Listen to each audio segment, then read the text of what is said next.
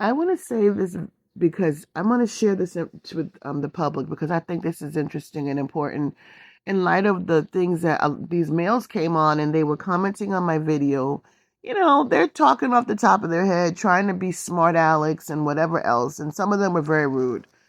But I talked about the power, the demand for power, this need for power that a lot of black men feel they have. And I've often wondered if it's because they feel so powerless in the American society. And so they try to find a space where they're powerful. And that comes into with their women, with their women that they marry, that they love, that they date, that they're in relationship with their children. Because of how they behave, they'll take the lives of their children without even blinking an eye. All too often, it's obscene. It's insane. The number of times all of us have heard of a child dying because, well, his father did it. I mentioned in this a video I talked about. I think it's still available to watch. I mean, listen to, because there's nothing to see, but to listen to about this person that I know very well, and he said he wants men are supposed to have power over the women in their lives. And I was surprised that he said that, and I was upset, and I left the conversation. I literally left their house. Didn't want to engage in that, and it disturbed me. But what I didn't say when I first mentioned it, because I didn't want to go into detail, I said it's a terrible story. What happened is the woman came home one day, and the man was going to end their lives, all of them. I won't describe the scenario that she walked into. If I just tell you what she saw, it's all too vivid and it is upsetting. And fortunately, she had a very supportive family, and she retreated to her family, and he was forced out of the home. He literally was going to take all of their lives, just the way I've heard on the news. I hadn't been connecting that story, because I forgot about it, with the stories I've been hearing. We're all experiencing life together. None of us have escaped these horrible situations. That's what I'm finding out. We put them in a trunk, and we close the trunk, and we walk away from these stories. But then we hear them in the news and we go, oh my goodness, that's terrible. And then we forget what we lived. We forget our experiences. I'm remembering things and realizing that what? We're all going through the same darn things, the same things. And that's why I'm at the point where, to me, this is not a movie anymore. It's not like I'm watching somebody's life. Oh, that's sad. When I watch the news, I go, oh, that's terrible, that happened to her. No, it's happening to us. It's happening to us. And that's why I'm talking about it. I want us to be healthier. I don't know why these males don't see that there's so much dysfunction going on. Well, they can't see it because the premise of they believe that the basis of their interactions in this world, their belief system rests on this idea that says, guess what? I should have power over women, and so whatever I do to you, deal with it. If I yell at you, you deserved it.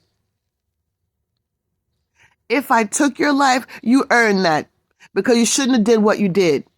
And I don't know any other community that said it's okay to do that. I don't see that. It's savagery.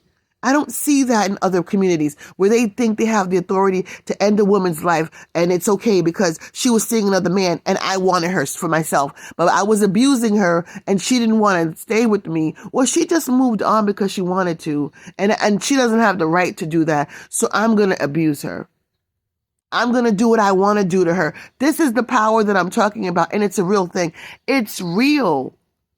It's real in my experience.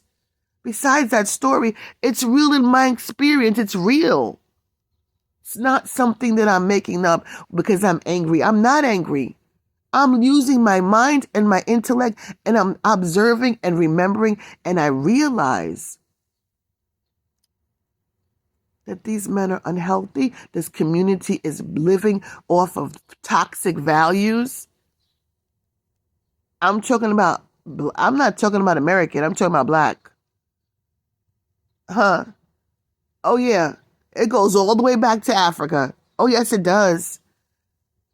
Let me tell you, man, I can walk into a room. Any woman can walk into a room as a woman. I use to myself. Let me use somebody else. Susan can walk into a room. She's a black woman. She's attractive. Nice dress, comes to her knees, a pair of pumps, a clutch bag. She sits down. A man in that room can decide that he wants her. And now she can have a stalker. That's what a lot of men do. They watch you from a distance and they figure out that you belong to them. You guys don't know that, do you? And they want to marry you sometimes. Some of them want you to have their children. That's the power mentality that black men have over women that other cultures don't have, where they sit back, as you guys say, in the cut, and they go, that's the one I want, and I'm going to get her. I just have to wait. I'm giving myself a chance to get myself situated. I'm watching, I'm listening, I'm learning about her. She doesn't know I'm doing this, and I'm setting her up for the catch. And very often, that man is very dysfunctional. I'm not saying you can't watch somebody because you're attracted to them. I'm not saying that. And I'm not saying that you can't sit back and like say, well, I'm not ready to date her yet, but one of these days I'm going to talk to her. I'm talking about these guys that are like, they feel entitled to her. And they know that they're going to be able to have a relationship with her. And when it doesn't work that way, they lose it. When she dates them 3 times and says no thank you, they lose it. This is what I'm talking about, the power dynamic. It's unhealthy. We do not need you to tell us what to do. We don't need you having authority over us. God didn't give it to you. Not this toxicity. And you all need to really heal.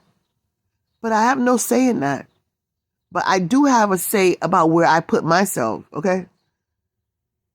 I do have a say, and we all have a say as women where we put ourselves. So when you tell us that we're going to die alone, we say, good. At least we're not with an abuser. At least it's not at your hands, okay? At least you had nothing to do with the process. At least it was when God said it was time. That's what I could tell you, man. All right? So that's what I want to say about that. That woman had to walk away from that marriage, and she was married with a son. And her son looks exactly like her ex-husband. Exactly like him. It's amazing. And she loved him and she cared for him. But that man was going to take her life because he feels he has power over his woman. And if he doesn't have power, if he can't have her, nobody else can, because he thinks he has power over her. And that's a chronic problem. Go find a career and excel at it. I'm not going to be mad at the men who are single who said, I'm doing me. Good. God bless them, because they found a way to express their masculinity and their strength that doesn't involve a woman, and God bless them. Go in peace and do the same. Go be a master of some industry and live well. That's my advice to the black men who are so outraged and angry. Become a specialist in something so you can find yourself outside of a woman and you could have a healthy life. Amen.